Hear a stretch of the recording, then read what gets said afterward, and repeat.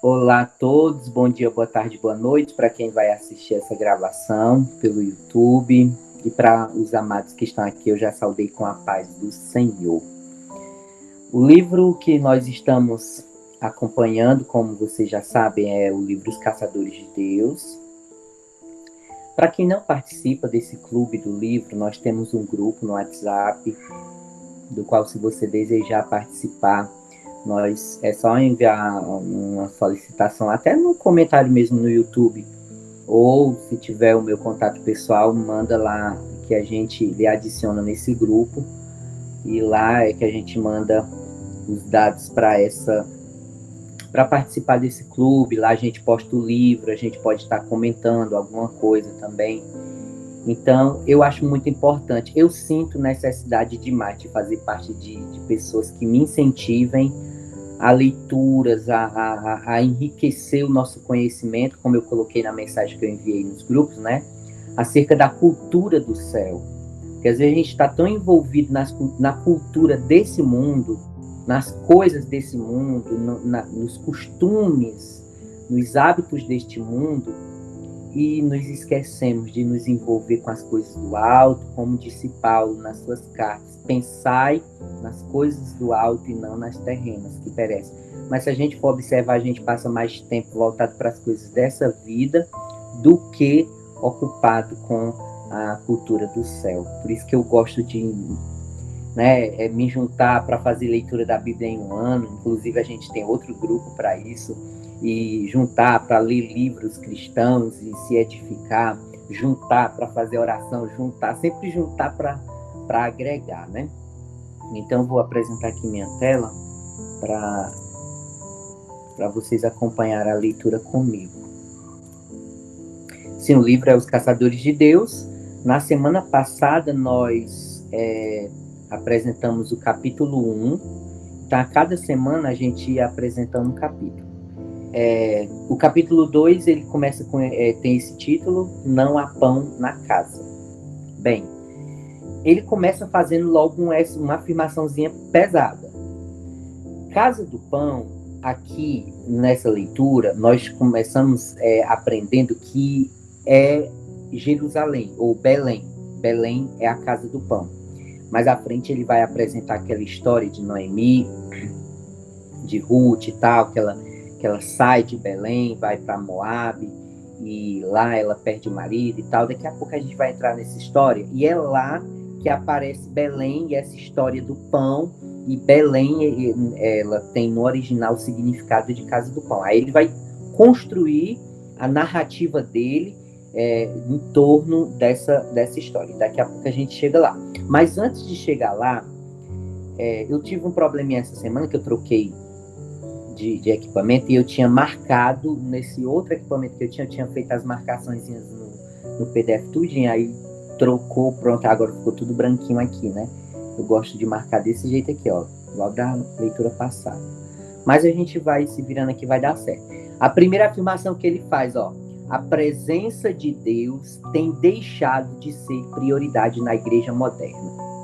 Nas igrejas que têm se preocupado demais com a modernidade, com muita tecnologia, sei lá, com muito enfeite demais, e não se preocupado com a presença de Deus, tem perdido essa característica da presença de Deus no seio da igreja, no meio da igreja.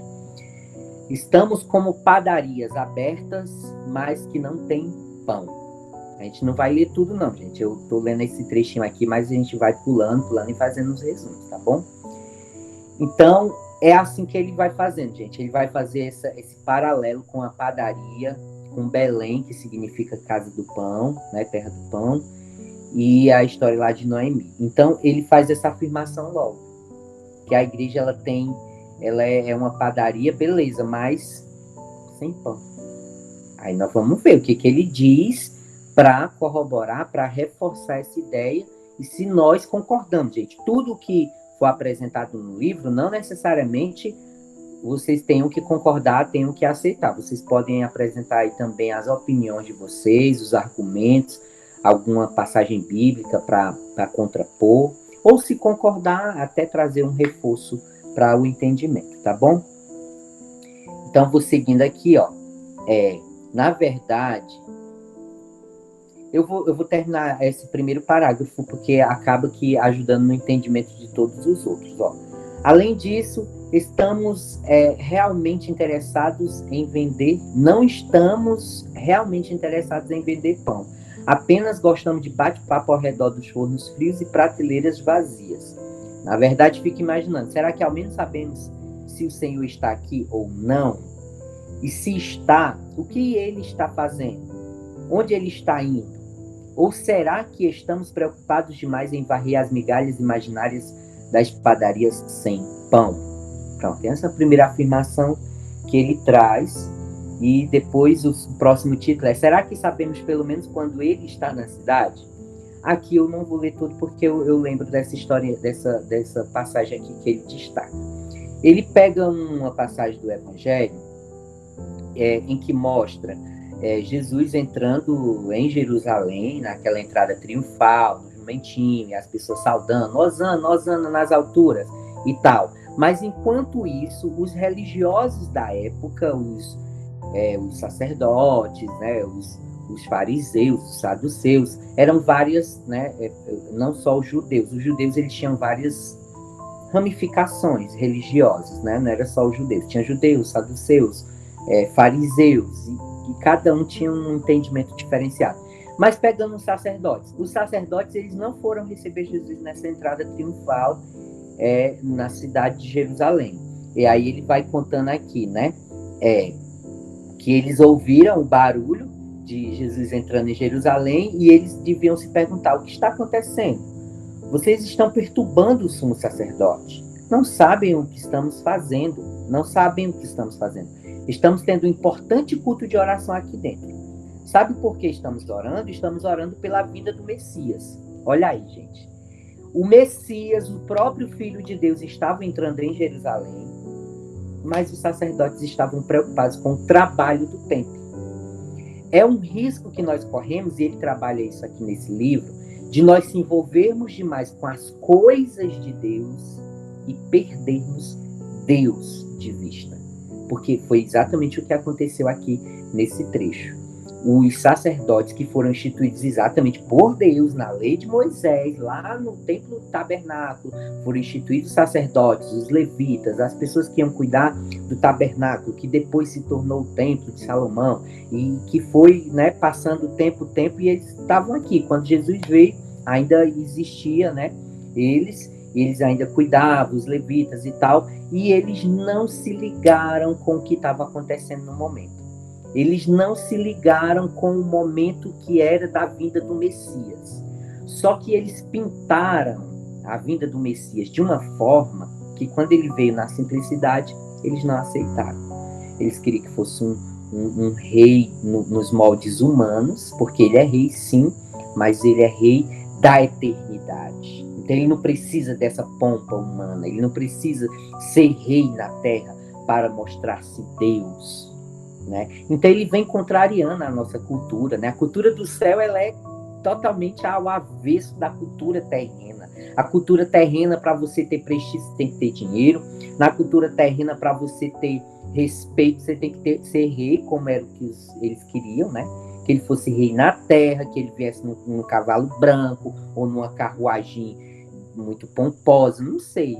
Esses são os prestígios aqui da terra, então eles não aceitaram. Então, quantas igrejas, às vezes, fazem esse tipo de coisa também, esse tipo de separação, e Deus está na simplicidade e a gente fica procurando, né? Não estou dizendo que igreja moderna, igreja chique e tal, não tenha Deus. Pode muito bem, você está dentro de um templo de Salomão estava inaugurando o seu templo e Deus entrou naquele lugar, conforme o livro de Crônicas registra. Né? Então, eu estou fazendo esses paralelos aqui, mas eu não estou limitando, querem dizer que Deus só está no simples. Não, às vezes também tem igrejas simples que também Deus não está. Isso não significa muita coisa, não. Aí o próximo título ele diz: está vendo aquele moço montado no jumentinho? Bem, eles perderam a hora de sua visitação. Gente, que triste. E aí vamos trazer para nós, isso aqui parte o meu coração, pensar, cogitar a possibilidade de eu estar indo à igreja e de eu não estar realmente me relacionando com Deus. Ou se estou me relacionando com Deus, mas de forma superficial. E nessa superficialidade, ele de repente pode ser eu superficial e de repente outras pessoas mais, e de repente o pastor, e de repente, sei lá, e de repente a igreja toda está superficial, querendo só se ocupar das coisas de Deus, mas não buscar a face de Deus, como diz lá 2 Crônicas 7,14, né? Buscar a minha face. Buscar a face do Senhor é buscar entender, é igual criança. Criança, quando olha para o pai faz ali uns trejeitos no rosto e a criança já está entendendo. O pai não precisa dizer nada, mas a criança já está entendendo o que ele quer dizer. Se ele está aprovando o que ele está fazendo, se ele está desaprovando, não precisa nem falar. Esse é o nível de intimidade que Deus quer conosco. Que, para além dele ter que estar falando, dele ter que estar manifestando alguma coisa, que a gente busque a face dele e leia, faça leituras da sua face, né? O Messias já estava na cidade e eles não sabiam. Lembrei também de Jacó. Jacó, quando ele estava deitado numa pedra, né? E ele teve aquela visão, acho que era no Vale de Jaboque, se eu não me engano, e a escada que dava pro céu e tal, aquela coisa toda, né? E aí, foi Jacó? Foi Jonas. Gente, eu tô misturando aqui as coisas, Jonas. Foi Jonas, pessoas. Eu acho que foi Jonas. Agora pegou, gente. Jonas ou foi Jacó? O JJ. Aí, se alguém quiser confirmar aí, procurar de repente para confirmar, pode falar ou comentar aí também, tá bom? Um desses dois personagens que deitou a cabeça numa pedra e ele viu a escada que dava até os céus. Não, eu agora misturou tudo aqui. E aí ele fez uma afirmação. A afirmação que ele fez foi: Deus estava aqui e eu não sabia. Então, é um risco que também nós podemos correr nos dias de hoje. Deus está no lugar, Deus está se manifestando de uma determinada forma e a gente está colocando Deus nas nossas caixinhas. Pronto, a Letícia confirmou aqui, foi Jacó. E a gente está colocando Deus aqui nas nossas caixinhas, e aí Deus vem de outra forma, como os sacerdotes. Os sacerdotes queriam que ele viesse em carruagem, que ele viesse num alazão, num cavalo branco, num negócio bonito, que é a forma que ele vai vir no final. É a revelação do Apocalipse, né? Que ele vem no cavalo branco, que a coxa dele vem escrita Rei dos Reis. Aí ele vem com toda a pompa mesmo, né? Aquele vai ser o momento. Mas a primeira vinda não era para ser daquele jeito. Então, às vezes a gente não está ligado no feeling do momento. E isso é uma preocupação para mim. Será que eu estou antenado qual é o feeling do momento?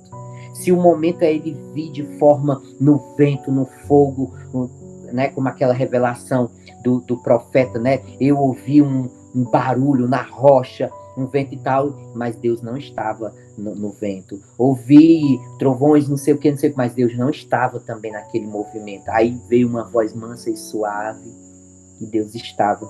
Então, às vezes Deus pode estar também na agitação, no grandioso, no abrir o Mar Vermelho, no abrir o Rio Jordão. Mas às vezes ele quer, a simplicidade. E vice-versa, às vezes ele quer se manifestar de forma mesmo grandiosa.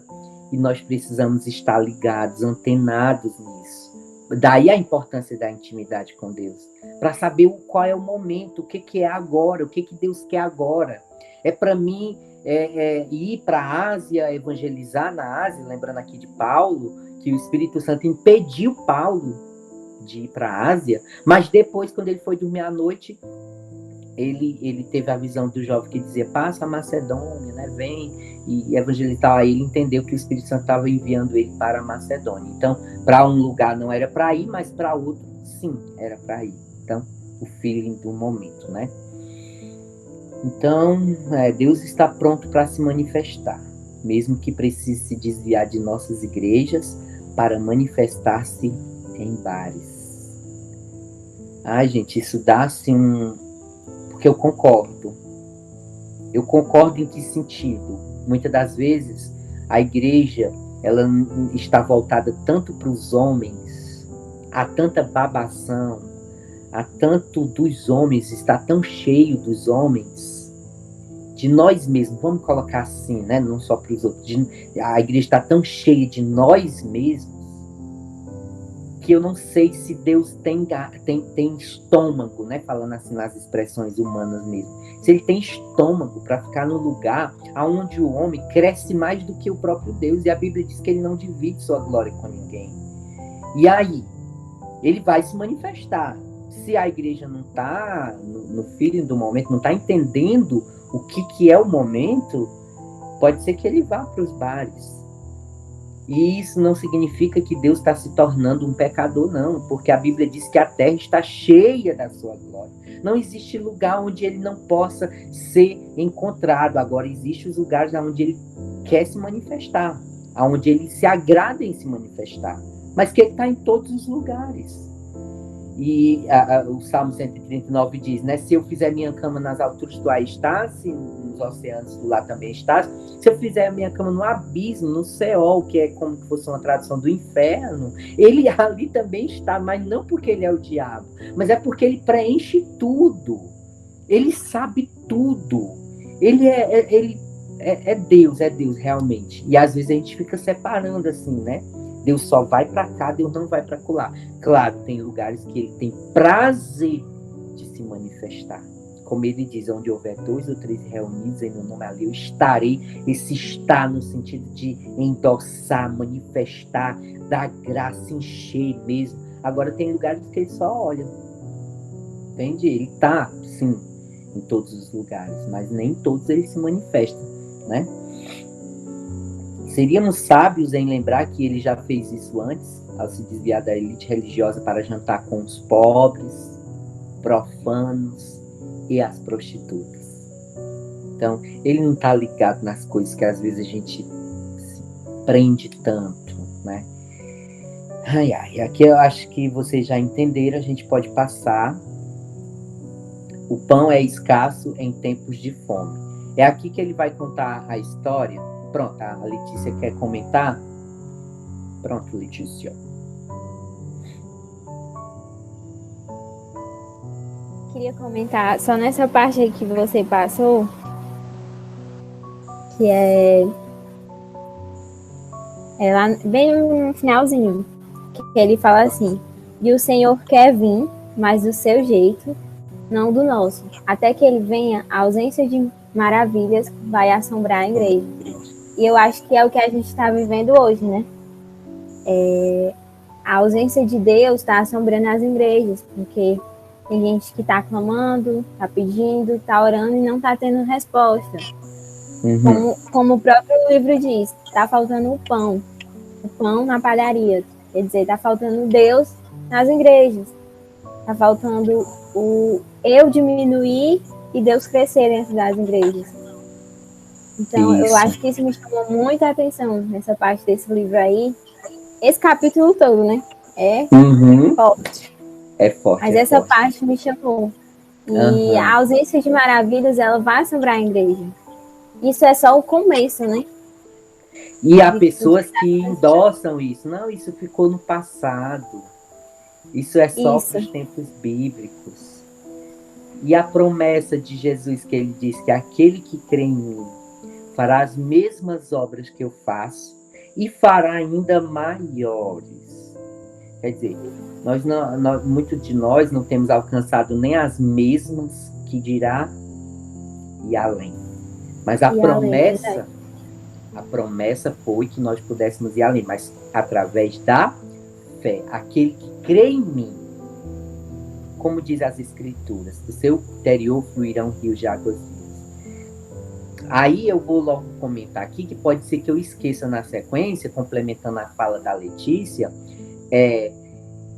por que nos falta tudo isso? Eu vou fechar logo essa ideia, porque se eu esquecer ela já está fechada aqui, vocês já entenderam. Quando a gente vai para o almoço e a gente está sem fome, né? Aí a gente não come normalmente aquele almoço. Ainda que seja uma comida boa. Mas por quê? Uma possibilidade. Você pode ter se alimentado fora da hora, ou com o alimento errado, né? Digamos, é 11 horas, meio-dia, e você está lanchando na hora do almoço, não é adequado.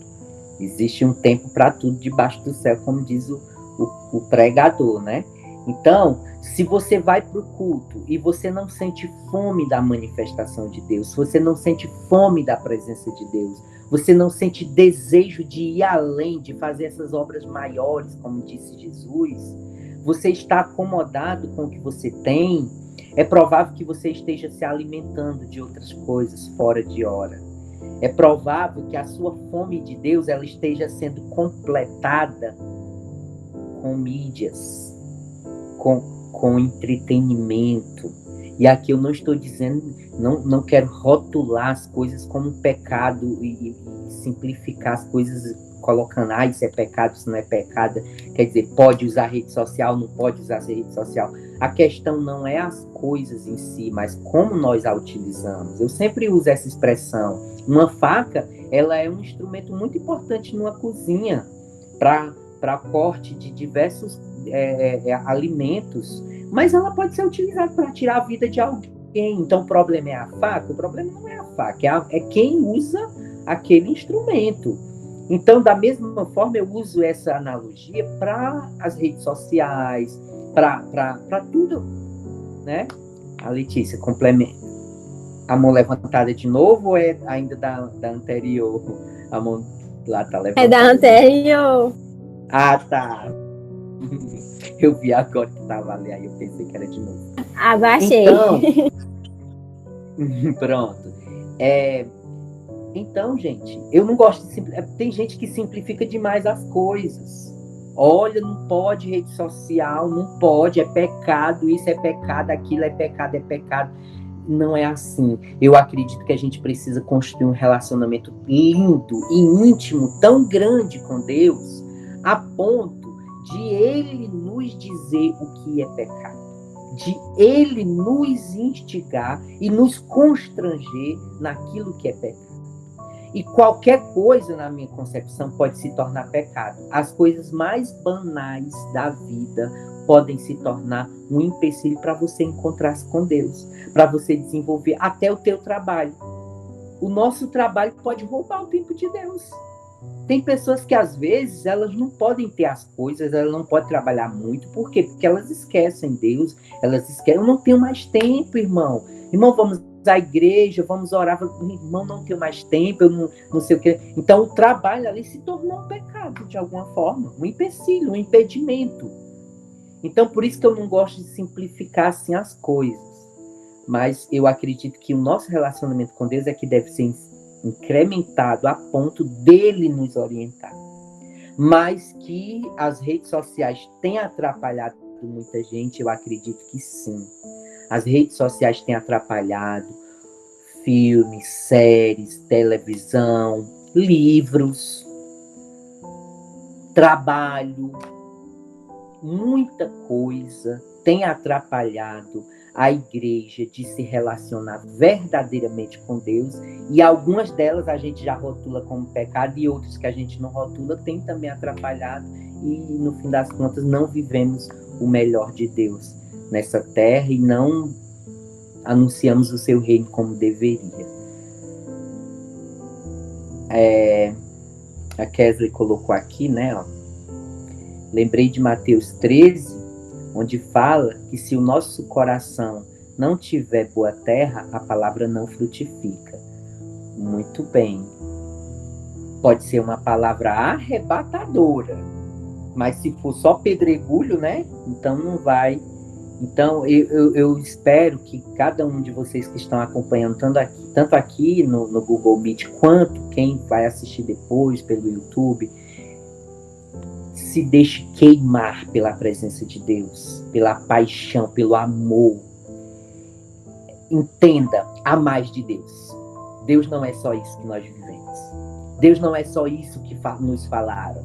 Ele quer mais, Ele quer se manifestar mais, Ele quer fazer mais. Porém, nós temos apagado o Espírito, como disse Paulo, né? Não apagueis o Espírito Santo, ou não extingais o Espírito Santo. Eu acredito que a gente vive apagando com as nossas coisinhas. Algumas delas a gente rotula que é pecado, e às vezes a gente até sabe que é pecado e continua fazendo. Outras que a gente não rotula, continua fazendo e continua atrapalhando o agir de Deus, mas para a gente tá de boa, não tem problema, é normal, todo mundo faz. E aí a gente apaga o Espírito. Mas vamos seguindo aqui. A próxima sequência, ele vai apresentar a história, que eu recomendo quem não tiver lido, leia essa história aqui de Ruth, né, de Noemi, do esposo dela, né, Elimeleque, chamava Elimeleque, sua mulher Noemi, e os filhos eram Malom e Quilion, e eles se casaram com moabitas, que no caso Ruth e Orfa. Isso tudo eles saíram, graças a Deus, amém, Letícia. Então, ó, ela saiu de Belém porque faltava pão. Olha o nome Belém, como eu já destaquei. Belém, casa do pão. Na casa do pão não tem pão. Que coisa, gente. Então, saiu de Belém para Moabe porque em Belém não havia pão. Quando lá de Moabe, que ela perdeu os filhos, que ela perdeu o esposo, agora só tinha as duas noras, e ela resolve... Quando é que ela resolve voltar para Belém? Quando ela ouve falar que Belém agora tem pão de novo. E aí, o autor do livro, eu já vou fechando essas ideias, porque a gente não vai ler todo, então tem que ir resumindo mesmo. O autor do livro, ele destaca o seguinte: quando o pecador ouvir que na igreja há pão, nós não precisaremos gastar com propaganda, nós não precisaremos gastar com TVs, com rádios, dizendo, venha para a igreja, venha com aquelas bocas, né, fazendo propaganda, venha, hoje nós vamos ter isso, hoje nós vamos ter aquilo, quase que constrangendo as pessoas a irem para a igreja. Fazemos uma propaganda muito grande e nem sempre aquela sede com que a pessoa vai, ela é suprida. Repito, porque às vezes está mais cheio dos homens, as igrejas, do que da própria presença de Deus. Então ele faz paralelo com Noemi. Quando ela ouviu falar acerca de Belém, que havia pão, ela voltou. Aí ele fala que ela trouxe uma moabita com ela, no caso a Ruth, que inclusive entrou na genealogia de Jesus. Ela faz parte, né, da genealogia, nem era de Israel, nem era israelita, mas ela se casou depois com eu não lembrei agora aqui o nome, me fugiu aqui o nome, que aí ali ela entrou na genealogia de Jesus. Aí o autor vai e diz o seguinte: quando a igreja voltar a ter pão verdadeiramente, a presença de Deus viva mesmo, a arca de Deus, não fisicamente, mas a arca de Deus representada na sua presença, o pão quentinho, milagres, prodígios, não que isso leve à salvação, mas isso é uma prova da manifestação incontestável da graça de Deus no nosso meio. Como Paulo disse, inclusive o livro traz essa referência, né? Para que quando o pecador entrar no vosso meio, quando ele vai falar sobre os dons, né? Ele seja convencido dos seus pecados e ele seja convencido de que há realmente a presença de Deus ali no nosso meio. E às vezes nós queremos convencer a partir da nossa lábia, a partir da nossa oratória, da nossa retórica, e não Deus fazendo. A gente quer fazer por Deus, a gente quer enfeitar a coisa e fazer acontecer igual Sara, né? Sara não acreditava que, né, Deus ia fazer o milagre, ela ia ter Isaac. Não, pô, pega aqui a minha escrava e aí vai se cumprir a promessa. Quer dizer, precisa eu ajudar Deus? Precisa eu fazer acontecer? Não precisa. Ele faz, ele realiza, ele acontece. E o que for da nossa parte, para a nossa parte ser feito, ele vai nos orientando também. Quando, repito, aquela passagem, quando Paulo quis ir para a Ásia, mas isso é quando a gente está bem fininho ali, bem em afinidade com Deus. e não da nossa forma, e não do nosso reino, do nosso jeito, mas do jeito dele. O reino é dele, a casa é dele, Belém é dele, o pão é dele. Quando a gente entende tudo isso e a gente se dispõe a fazer o reino de Deus, mas ele na frente, a gente ouve quando ele não quer que a gente vá para a Ásia, como Paulo ouviu o Espírito Santo. Não é para ir para a Ásia. Mas à noite teve um sonho, um jovem na Macedônia, e chamando ele e tal, ele entendeu. Não é para ir para a Ásia, mas é para ir para a Macedônia. Então isso ali tem que estar bem alinhado, né? Subtítulos que eu vou fazendo aqui os nossos resumos. Gente, o meu... tá, ok. Há uma razão para que as pessoas deixem a casa do pão. Claro, gente, não tem pão. Ou se tem pão, são migalhas, né? Então, é isso.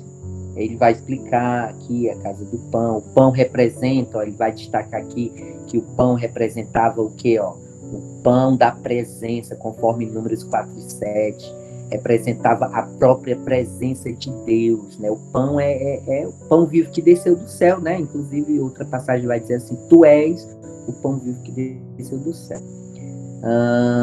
Noemi e a sua família têm alguma coisa em comum com as pessoas que deixam e evitam nossas igrejas hoje. Aí eu já expliquei, né? Isso aqui tudo viu, gente? Eu vou passando aqui. Olha aqui. O homem que tem uma experiência com Deus nunca ficará à mercê daquele que só tem argumentos. Uma coisa eu sei, o cego falando, eu era cego e agora eu vejo. Quer dizer, o sacerdote ficava ali pressionando porque queria pegar Jesus, porque queria crucificar Jesus e queria encontrar ele em pecado e tal. Quer dizer, só tinham argumentos e estavam ali perseguindo aqueles os quais ele estava orando para receber. Eles estavam orando pela vida do Emanuel, o Emanuel vem e agora eles vão perseguir o Emanuel. E aí chegam para o cego e dizem: quem foi que te fez ver? Quem foi que fez esse milagre? Que história é essa? Então ele explica aqui que quem vive uma experiência com Deus, ele não é engodado e enrolado por argumentos vazios, filosofias humanas. E aí a resposta do cego é graciosa. Uma coisa eu sei.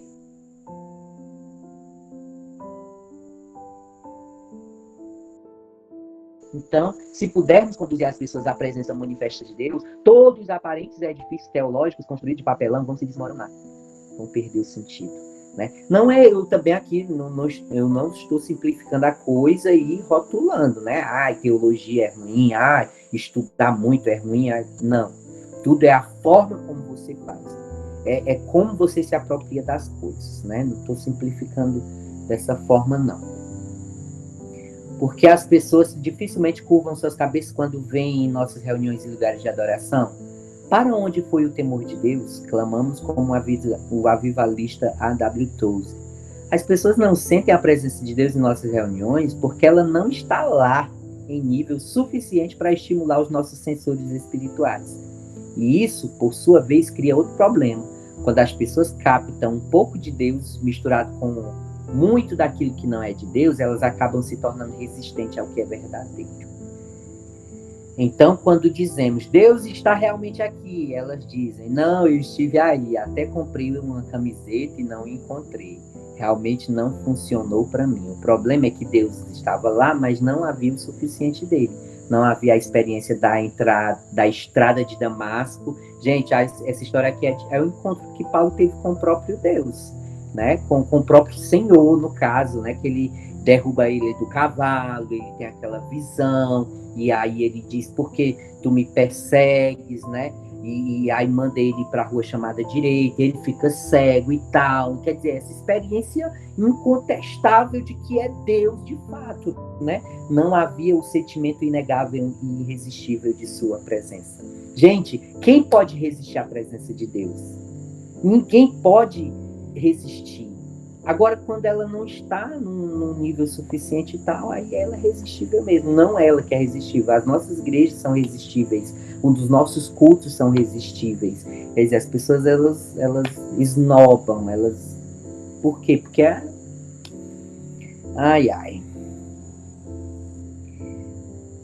deixa eu finalizar essa ideia aqui, ó. As pessoas têm vindo à Casa do Pão frequentemente apenas para descobrir que aqui existe muito mais de homens e pouco de Deus. Só fechando essa ideia. Vamos para o próximo subtítulo? O rumor chegou até Moabe, ou chega até Moabe. Isso aqui eu já expliquei para vocês.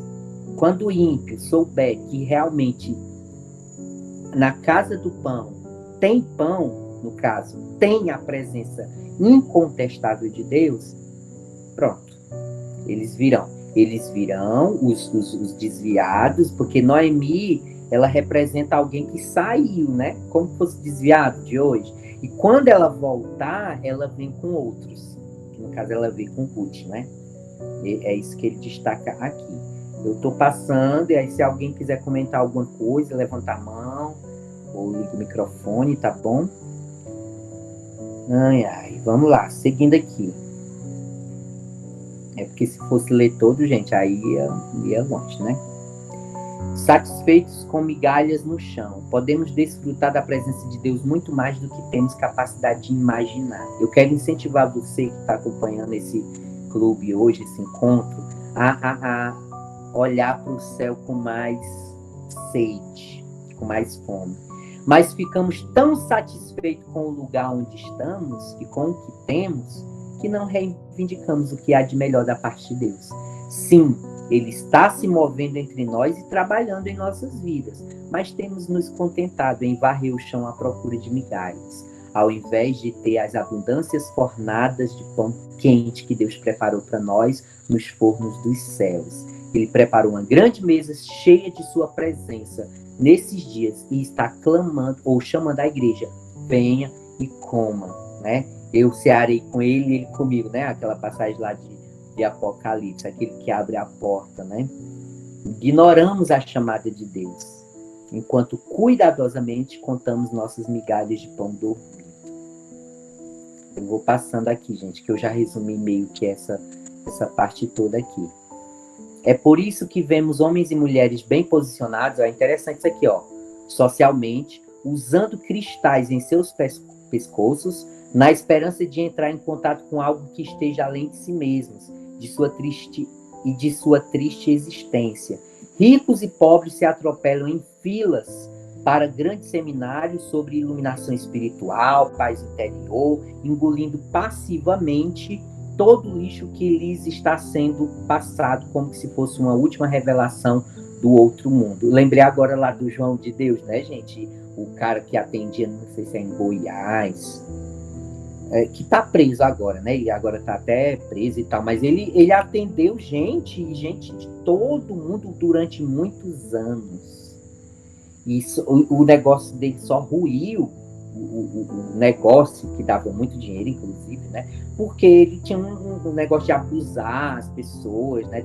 Tinha pedofilia no meio, não sei se tinha assim, os crimes voltados assim à sexualidade. Eu acho que só por isso que quer dizer, se não fosse isso, digamos que fosse um homem normal, no sentido normal de não cometer crimes, mas continuasse fazendo, quer dizer, não tem como ser Deus num negócio desse, mas tinha ali uma manifestação sobrenatural, né? O inimigo, sei lá, poder da mente, não sei. E as pessoas caminhavam para lá por quê? Por causa da manifestação, né? Então, o ser humano, ele tem sede do sobrenatural, naturalmente. Agora, se o sobrenatural não se manifesta, se fica só o homem, só as nossas vãs filosofias, lembrei agora de uma afirmação de Paulo: eu vim até vós não em vãs filosofias, mas em poder do alto. Eu não lembro aqui a passagem agora, mas eu tenho destacado até na minha Bíblia esse trecho, quer dizer, eu não vim só em palavras, em filosofias humanas, mas com manifestação incontestável de Deus. Ai, como pode ser? Isso deveria envergonhar a igreja. Tantas pessoas machucadas e carentes, voltando-se para médiuns, astrólogos e espíritas para obter orientação e esperança em suas vidas. Aqui já resume esse trecho aqui, eu não vou falar mais, porque aqui já é suficiente para engasgar, é suficiente para entalar aqui nesse parágrafo aqui. Ok? As profundezas da fome espiritual no mundo, só existe uma razão para que as pessoas estejam tão ansiosas por um contato com algo misterioso, oculto. Elas não sabem onde encontrar o que é verdadeiro. Ai, Jesus, misericórdia. Vou passando, lembrei que a Kesley tá aqui, ela vai confirmar isso aqui, ó. Existe mais de Deus na maior parte dos bares do que na maior parte das igrejas. Eu vou compartilhar com vocês. Certa vez nós estávamos numa sorveteria, 4 jovens, ou era mais, não sei. Acho que até depois de um culto. E tinha um mendigo, um andarilho, que estava deitado lá na praça, lá no campo, né? E nós tomando sorvete e tal, e a gente ficou com pena dele. A gente achou, nossa, talvez ele quer tomar sorvete, talvez ele quer água ou comida. A gente ficou imaginando ali mil e uma coisa. E vamos lá, vamos ver, né? Conversar com ele e tal. Quando a gente chegou lá, a gente viu que o cara, sinceramente, estava muito mais cheio de Deus do que o que a gente pensava. Porque ele começou a falar das coisas e ele não estava com aquele desespero que a gente estava pensando. Eu quero uma comida, eu quero água, eu quero... A gente for oferecer as coisas e ele nem aí. Ele ainda aceitou água, lembra, né? Ele ainda aceitou água. Mas as coisas, um monte de coisa que a gente achava que ele ia querer. E o que ele falou? Você já viu Deus? Ele fez essa pergunta para nós. Claro, os jovens que estavam tudo em volta. E a gente? Sem palavra. Meu Deus. Ele disse assim, pois olhe para o teu irmão. A gente já entendeu tudo. Aquela passagem dos evangelhos que diz, né? Quando você faz esse pequenino, você faz a mim. Quando você deixa de fazer esse pequenino, você deixa de fazer também a mim. E que nós somos imagem e semelhança de Deus. Em Cristo é restaurado esse projeto, imagem e semelhança de Deus. Então todas essas passagens começaram a fazer sentido ali pra gente, né? Que às vezes a gente quer fazer as coisas para Deus e deixa de fazer para o próximo, achando que fazer para Deus é uma coisa e fazer para o próximo é outra coisa. A gente separa as coisas.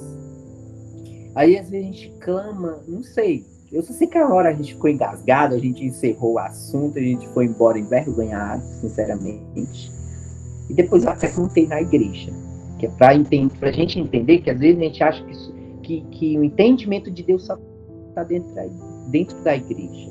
Lembrei também de Nicodemos, né, que orava e as esmolas dele chegou até a Deus e ele nem tinha aceitado Jesus, nem era e tal, né? E ver todas essas passagens. Não é não, Kesley? Eu acho que ela ainda está aqui, a Kesley. Ai. Vamos lá, o que eu vou... Existe outro problema? Isso aqui eu preciso destacar, gente, olha. Existe outro problema com o qual Deus está preocupado e Jesus o revelou quando repreendeu os líderes religiosos de seu tempo. E é um medo que nós devemos sentir hoje também, porque a gente pode correr esse risco. Deixa eu só aumentar aqui um pouquinho. Ai de vós, escribas e fariseus, hipócritas, por que fechais o reino dos céus diante dos homens? Pois vós não entrais, nem deixais entrar os que estão entrando. Olha que curioso. E que medo. Porque muitas vezes a gente pode estar impedindo o mover de Deus por causa do nosso comodismo. E não só isso. Às vezes a gente pode estar impedindo outras pessoas de acessar Deus por causa das nossas caixinhas. Né? Por causa do nosso entendimento simplificado e pequeno acerca de Deus. Os sacerdotes aí no caso. Né? Não, Deus só está aqui. Esse homem fazendo esse barulho em Jerusalém, entrando, Hosana nas alturas, não sei o que, atrapalhando e tal. Entende? Às vezes a gente complica as coisas, porque tem gente que pode ficar confiando tanto na gente No caso, deveriam ter pessoas que confiavam, existiam muitas pessoas que confiavam cegamente no sacerdote. Eram instituídos por Deus, lei de Moisés, tabernáculo, não sei o quê. E aí, no caso, eles estavam complicando a entrada no céu para eles e para uma porrada de gente. Complicado, viu? E aí a Bíblia diz, ai de vós. Então já é terrível quando você mesmo se recusar a ir, mas Deus fica incomodado quando você para na porta e impede que outros entrem. Ai, Jesus da glória. Deixa eu ver se é esse trechozinho que eu... deixa eu ver aqui se é isso mesmo, ó. Temos falado que há pão, quando na verdade só existe migalhas de pão dormido, isso tem deixado gerações famintas. Através da nossa ignorância espiritual e nossa falta de apetite, estamos parados na porta, barrando os que estão realmente famintos e perdidos. Ai, Jesus, misericórdia. O que aconteceu com o pão? A placa ainda está lá. Ainda levamos as pessoas e tal. Agora nos limitamos a ser meros pesquisadores daquilo que esperamos experimentar um dia. Então, só lemos sobre os milagres, só lemos sobre o Deus vivo e poderoso. Mas viver, né? Nos tornamos pesquisadores. Ele diz aqui, né? Ai, Jesus. Os efeitos do pão de volta a seu lugar. Isso aqui ele faz um resumo muito legal. Gente, quando o pão volta para a casa do pão, ele já destacou isso. Eu também já fiz esse resumo para vocês. As pessoas vão vir. Agora, gente, quando as pessoas elas estão famintas por Deus e o pão volta para a casa do pão, aí ele faz aí um paralelo com uma história. Imagine você chegando na África, num dos países mais pobres da África, que passam fome e tal, e você jogando alimento para eles. Será que eles vão ficar de braços cruzados, tudo bonitinhos? Ou vão fazer filinha organizada? Gente, para fome, não tem essa. Você corre, como Davi diz. A minha alma anseia por ti, como a coça anseia pelas correntes das águas. Sabe como é que a coça anseia pelas correntes das águas? Ela sente a quilômetros o cheiro das águas e ela grita. Ela grita até chegar na água. Ou seja, é uma reação apaixonada, uma reação de quem ama, uma reação de quem deseja. E por isso que o Evangelho Bem-aventurados que tem fome e sede de justiça. E a nossa justiça é o próprio Deus. Deus é a nossa justiça.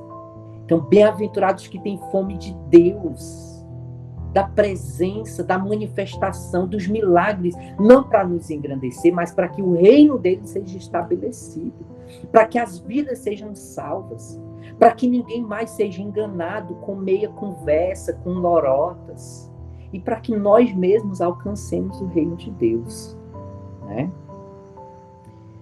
Ai, Jesus. Deixa eu ver o que eu destaco mais aqui. A solução parece ser que haja menos de mim. Aí vocês já entenderam, né?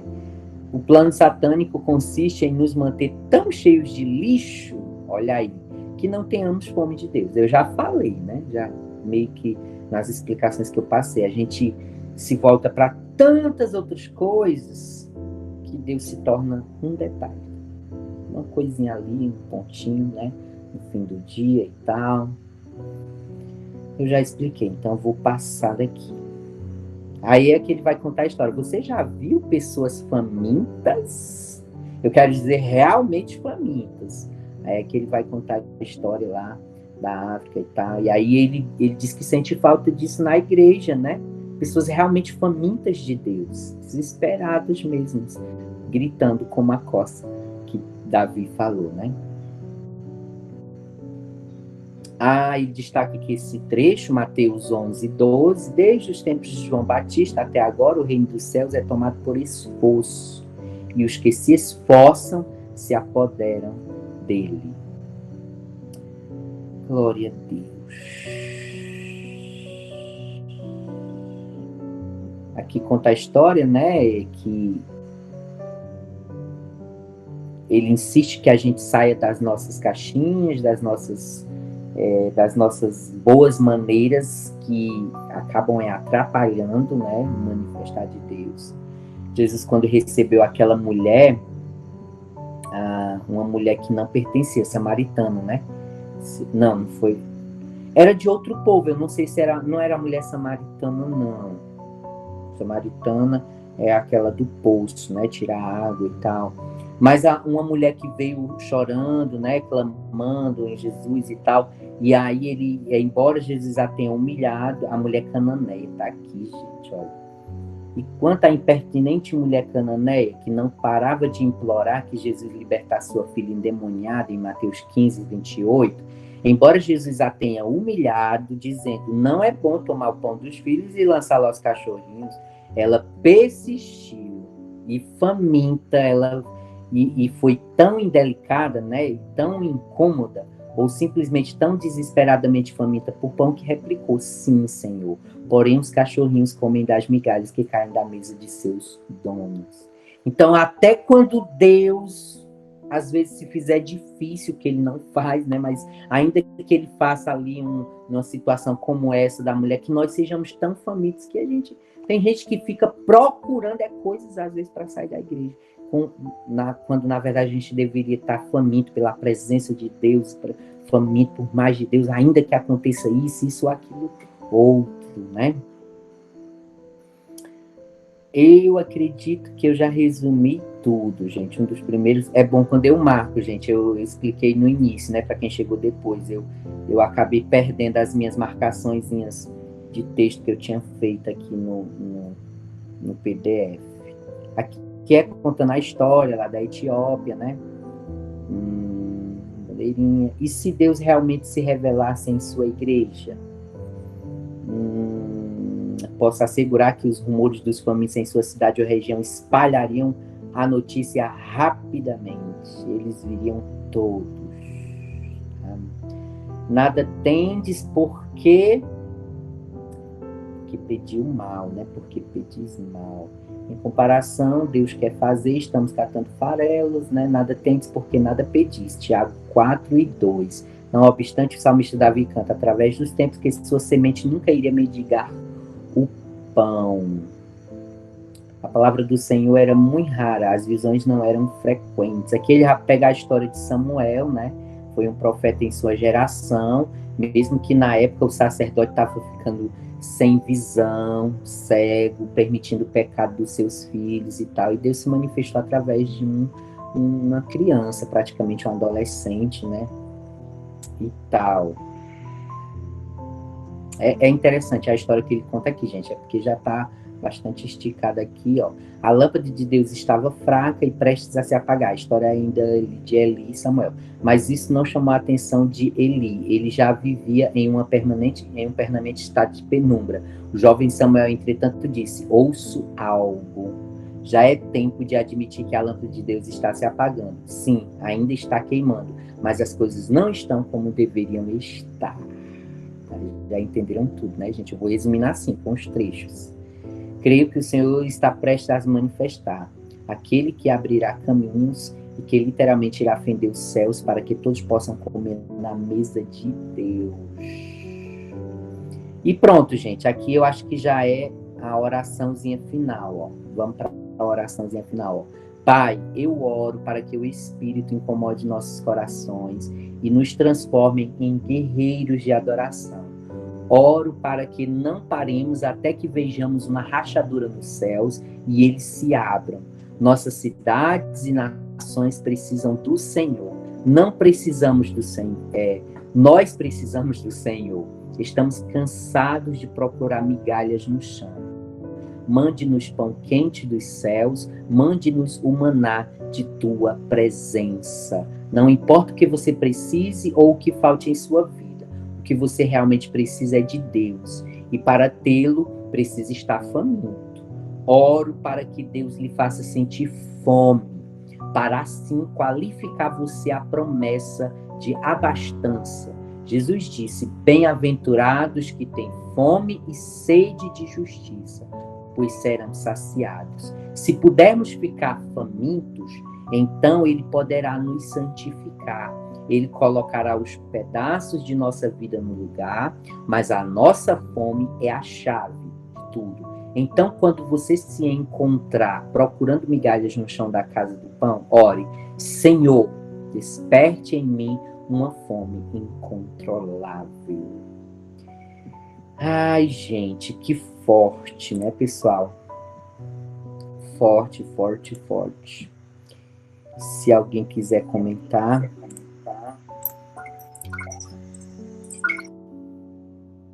Alguém quiser comentar alguma coisa, né, gente? Porque o negócio é para entalar mesmo, assim, ficar engasgado. A Kesley só colocou aqui o uau, né, Kesley? Não, realmente a gente fica só assim. Meu Deus, misericórdia. Gostei. Gostei muito do capítulo 2. Foi bem forte. Eu li ele hoje pela tarde e meditei muito nele. Ai, que bom, que bom. E tem a questão também... Diga. Também tem a questão da... Desligou o microfone, Letícia. Também tem a questão de a gente não tirar a fome daqueles que têm fome, né? Que também relatou aqui. Mas a gente tá, como a minha mãe chama, quando a gente não sentia fome quando era criança, ela diz: o menino tá esbilitado, tá sem fome. Eu não sei nem o que significa isso. Mas quer dizer, não, se a gente não tem a fome suficiente, mas não vamos enquadrar Deus nas nossas caixinhas. Vamos pelo menos deixar que os outros se alimentem, né? Tem. E se a gente tá, como se diz, a gente pede aquela fome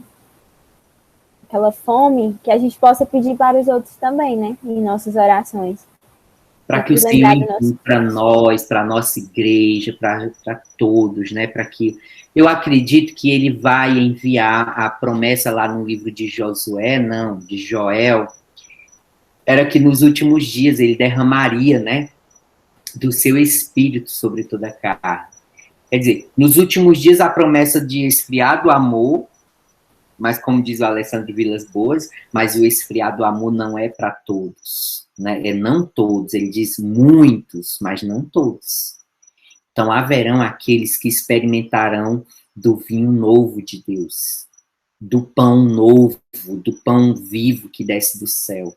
Eu acredito que haverá extremos nos últimos dias. Haverão os que estarão queimando por mais de Deus, envolvidos com mais da cultura do céu, e haverão o outro lado, o esfriar do amor, né? Eu acredito que vai ser tudo ali muito paralelo, acontecendo tudo ao mesmo tempo. E que a gente se ligue nisso para não ficar do lado do esfriar do amor, mas do lado do derramarei do meu espírito sobre toda a carne, jovens, sonhos, visões, velhos e tal. Quer dizer, todos provarão e viverão desse mover sobrenatural. Que os irmãos se deixem queimar, que hoje à noite sua conversa com Deus seja quente, seja mais ainda do que tem sido, eu creio assim, e que você clame: Senhor, aumenta a nossa fome. Ore não só por você, ore por mim, ore pela igreja do Senhor, para que nós possamos viver esse sobrenatural de Deus na terra.